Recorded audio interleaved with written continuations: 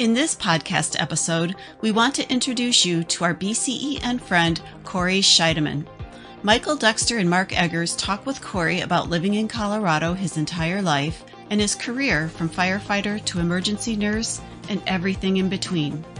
Kory talks about opioid abuse and what he is doing to combat the opioid epidemic in his region. This episode is called From Firefighter to Emergency Nurse.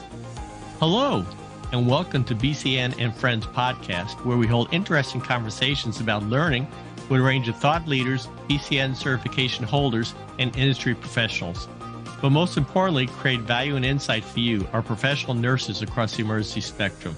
We hope you find our discussions interesting, informative, sometimes funny, sometimes serious, but always valuable. I'm Mark Eggers, Manager of Education and Technology Services at BCEN, and one of your hosts for today. I'm joined by my co-host, Michael Dexter, Director of Professional Development at BCEN. Hi, Michael. Hey, Mark. Great to be with you again today. Thanks. In this episode of BCEN and Friends, we have Kory Scheideman. Michael, could you please tell us about our friend and BCEN friend, Kory? Yeah, Mark, I'd be happy to. Kory Scheideman was born and raised in Colorado. Kory grew up as a fire brat, as he would say, with his father as a volunteer firefighter, and would often respond to calls with his father. Back in the 80s. And then in high school, Kory became one of the first school-to-career firefighters and started his fire career. He worked as a career firefighter for 5 years before he was offered a job in the emergency department as an EMT in a critical access hospital in Southeast Colorado. Kory fell in love with emergency nursing and went to nursing school. He started working on the surgical floor for a year until he was able to get in a level 2 trauma center ED for 12 years.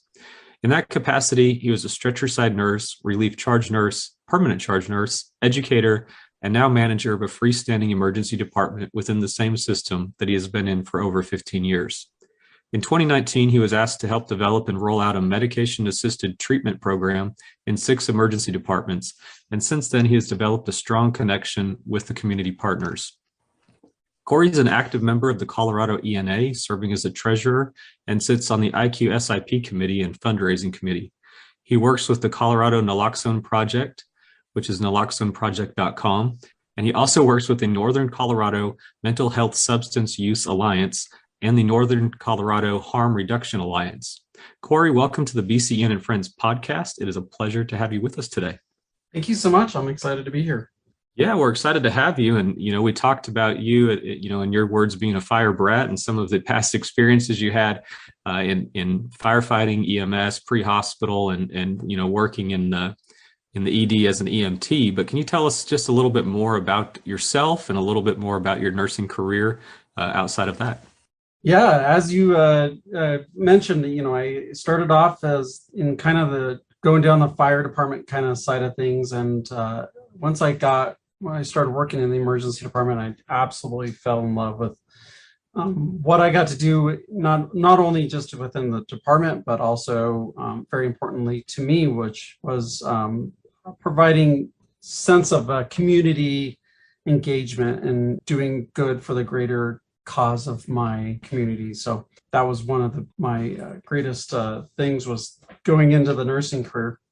And then, fast forward, working in an emergency department, and I really embraced the emergency department role. And what we were seeing happen several years ago, we recognized that we were just giving all sorts of narcotics, opiates to every kind of patient you can think of, and we started seeing this trend of problems coming up. And so the department I worked with, one of the ED docs and I rolled out an ALTO program, which is the alternates to opiate use, for simple things such as like a kidney stone. Instead of giving them a bunch of Dilaudid and fentanyl and things like that, we were finding out we could give them things like Toradol and lidocaine, and the patients weren't getting that same effects, and it significantly decreased the amount of meds that we were given in the emergency department. We were one of the first to really push that in the state. And then fast forward another couple of more years, and Started learning about medication-assisted treatment in the emergency department, and it was game on from there. I started working with a bunch of our community members and figuring out how we can make this work with that program. And I've learned a lot about addiction. I think it's one of those things that you should never stop learning. And this is a perfect example. I was never taught anything in nursing school about addiction other than, people who have addictions are bad people. And that's not necessarily the truth. These people are just really trying to survive. Yeah, I think that's a good point. As I've told a lot of people, and you were a former ER educator and now a manager, and when you talk with some of the newer nurses coming in to help them get a grasp on some of these repeat, what are commonly termed frequent flyers, or the ones that come into the ED multiple times, and they don't understand why. And I tell them a lot that people don't generally just wake up and decide that they want to be an opioid abuser. There's a lot of background to every person's story, and everybody comes in, and we're really only seeing a picture of that story. And I appreciate your insight on not only your career, but mentioning these things that you're doing to combat opioid abuse. And there's a lot of initiatives. There's a lot of national initiatives for this, and even the DEA has made a fentanyl awareness day. But I think the other good thing to talk about in relation to this conversation is, what can we do? We're all aware of the problem, and you're certainly aware of the problem, and you've made comments about things that you and another physician that you work with have done. But what else can you do to combat opioid epidemic? Not only you personally as Kory, but what could you, the listener, do to work in your area, and some of the practices you've implemented that you've seen very successful? Yeah, so I guess the first thing that I really would push toward would be really pushing towards just learning what addiction really is, an opiate use disorder. I saw a presentation by a provider called, his name was Dr. Kory Waller, and he has a great YouTube presentation. If you just do Kory Waller addiction, there's a great presentation that he does, and he really just breaks it down. And I think that's one of the first things you need to do as a provider, is really learn and really embrace why people are fighting so hard. Is such a survival mode that these poor people are in. They're literally in brain failure. We talk about kidney failure and like heart failure and stuff like that. And truly, these people are in a brain failure, and they're not getting any dopamine in their brains, and it's being released, and those are the things that motivate you. And they're in the survival mode of, if they don't use, they feel like they will literally die. And one of the things, just learning that and how you approach people, and really kind of just reducing that stigma of what these people are really going through. And then looking into providing some resources for them. It's not, we always talk about, let's just give them some resources, give them a pamphlet. That doesn't work. They need something right then and there. And so that's one of the reasons why we started doing MAT inductions with buprenorphine in the emergency department, because we found statistically that they're most likely to continue this than if they were to be referred and go to an outpatient provider. The other thing that we're seeing with this last couple of years, we saw a 54% increase in fentanyl use overdose deaths in Colorado, and we're seeing that across the United States, and that was 2019 to 2020. Still waiting for the 2021 data to come out, but it's coming out, and we're seeing it everywhere. It's across the nation. Everybody's facing this. They're lacing fentanyl in absolutely every kind of drug. So ecstasy, Xanax, anything that's specific. A lot of times they're trying to put it in mostly pill forms. And then even things like marijuana, they're lacing it with marijuana. And the reason why they do that is because they want that person to come back. They get used to that drug providing that. And unfortunately, it's caused a lot of deaths and a lot of unintentional deaths. And we're seeing this across a lot of the high school age, adolescent ages, anywhere between 14 and 20 years old. And these patients think that we just had 3 deaths just the other couple of weeks ago down in Denver. 3 kids thought they were taking, I think it was Xanax that they thought they were taking, and they ended up dying. And it has to stop. And so, just really learning more, and then teaching and educating our patients too. If you're going to buy marijuana, buy it from a dispensary, simple things, little things like that. They have these fentanyl test strips that you can use. We're trying to get those out everywhere we possibly can. The other thing that I've really become partner with is we have a program here in Colorado that's called the Colorado Naloxone Project.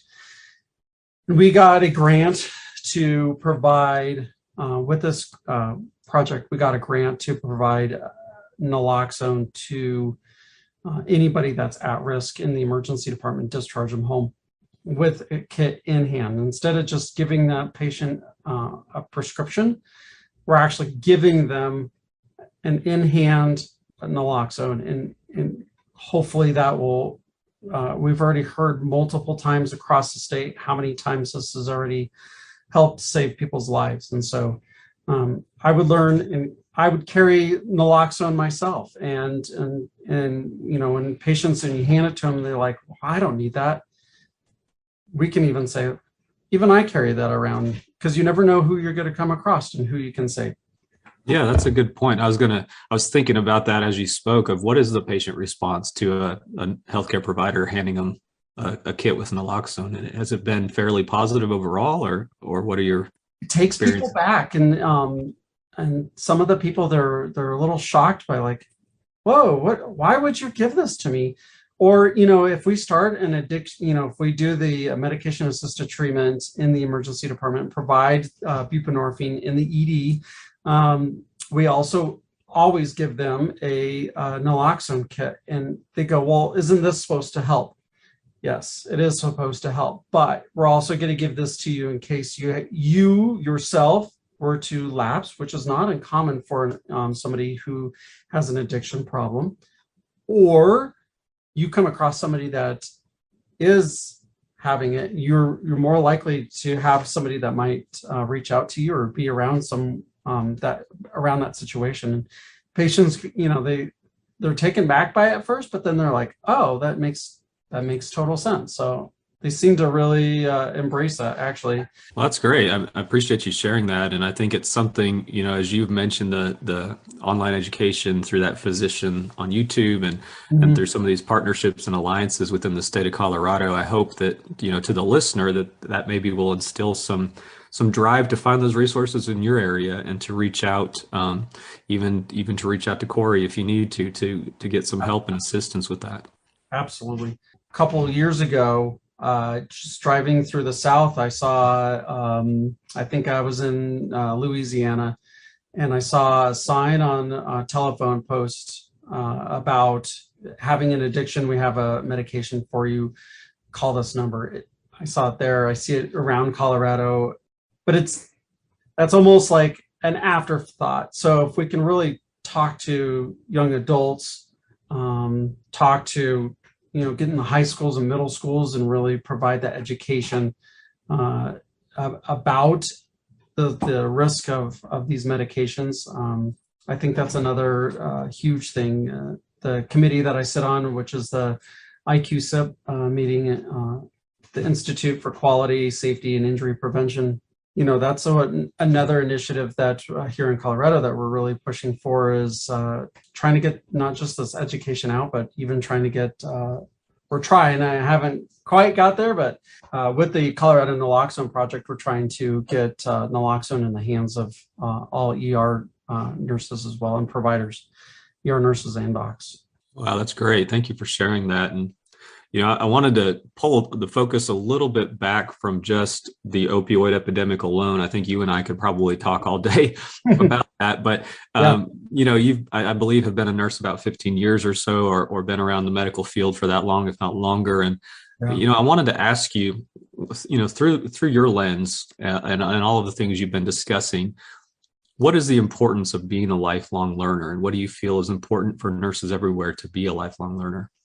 I always have that attitude of what can I learn today, and I'm always learning, looking for more. I'm always reading journals and articles and things like that, and really trying to be able to provide the best care that I can for the patients that we take care of. And for a lifelong learner, like, we're never done. This is a perfect example of I didn't really know much about addiction until I came across it. And as a lifelong learner, that I think all nurses should be, is you should never stop where you're at. You should always be progressing, always doing something more. I have 3 certifications behind my name because of that, because I'm always learning, always wanting to find out more. BCN puts out a ton of information. ENA provides a ton of information. Our hospital systems that we work for provide all sorts of education.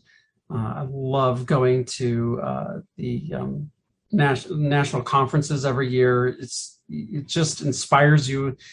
And sometimes it's silly, because sometimes you go to these conferences and you're like, man, I've been doing that for years. And a lot of people are like, oh my God, this is such a new idea. And it makes you really feel good about what you do sometimes, as a system and as a department. It gives you the direction to keep just going forward. Yeah, that's a great point. I think there's so much opportunity out there now. There's more free online education than ever. There's more paid online education. There's more conferences than ever. There's so many opportunities for nurses to take hold of. It's really, placed into our hands as the nurse to reach out and grasp those opportunities and move forward, for the good of ourselves and our profession and our patients. And I appreciate you sharing that with us. I'm going to go ahead and turn it back over to you, Mark. I know you have some more questions for Kory. And Kory, thank you so much for the great insight. Yeah, absolutely. Great. Thank you, Michael.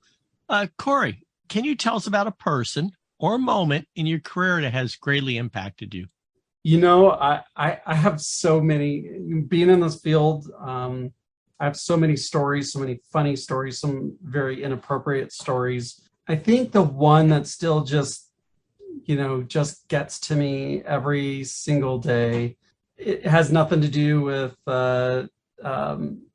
medication-assisted treatment or naloxone or fentanyl or anything like that. But I was working at the trauma center, and we had this 2 patients come in. And it was a rollover motor vehicle crash. It was a Native American who had drove all the way across the country to get a horse, and they were driving back, and somebody cut him off on the interstate.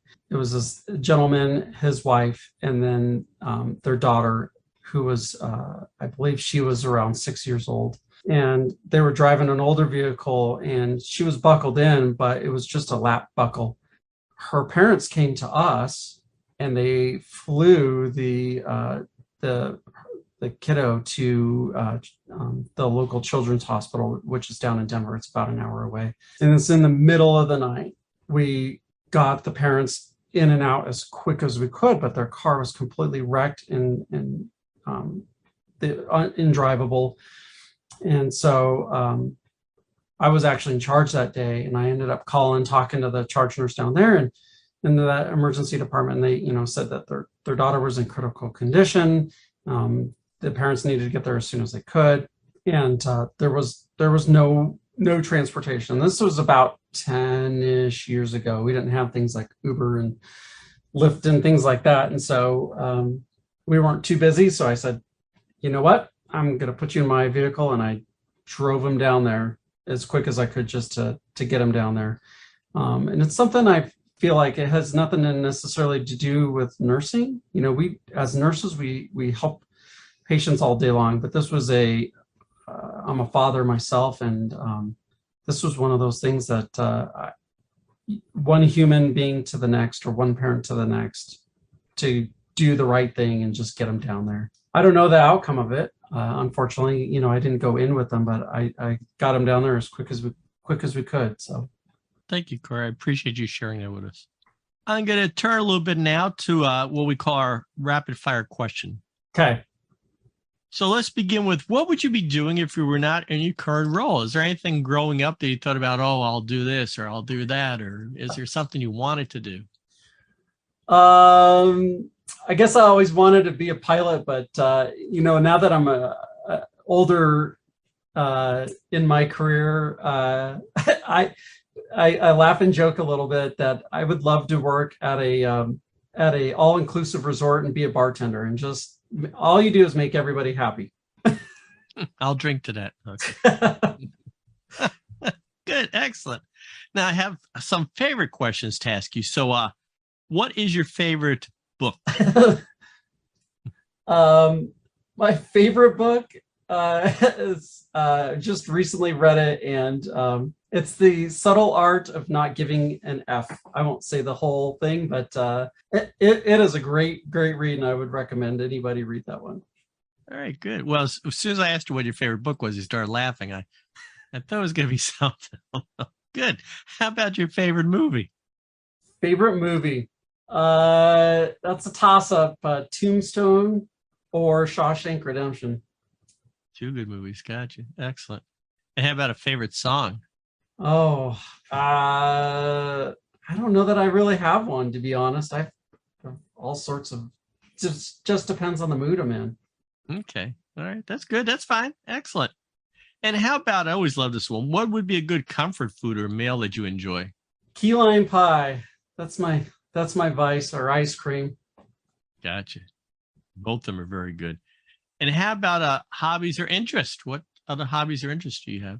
Outside of work and professional organizations that I work with, I always laugh and joke a little bit and say that, I'm a full-time father, and my two older boys, my oldest son just graduated, so now just the younger ones in marching band. And so we're always doing stuff like that, but I also like to fly fish and hunt, or I guess more like hiking with guns.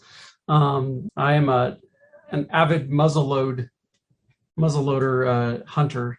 Not always successful, but I love getting out into the outdoors and hiking and stuff like that. So. Excellent. In Colorado, you have plenty of places to go. That's for sure. Plenty of places. So if our audience would like to follow you online, social media wise, I understand you're on LinkedIn. Yes. Okay. And they can reach you at, I guess, LinkedIn at Kory Scheideman, right? And they could look you up on there. So for our audience, I will put that in the notes as far as the description of this podcast, so you can find them on there. Well, Kory, I want to thank you for taking the time today for joining us on this episode of BCN. And thank you for sharing your time, your stories, your interests, your thoughts, just everything. Thank you so much. It's my pleasure. And to all of our listeners, we hope you stay tuned as we continue on with BCN and Friends and bring in new and meaningful content and perspectives. If you have a suggestion for an episode, please email us at bcn@bcn.org. I'm Mark Eggers here with Michael Dexter, and on behalf of the entire BCN team, we thank and celebrate you for all that you are doing as professional nurses across the emergency spectrum. Until next time,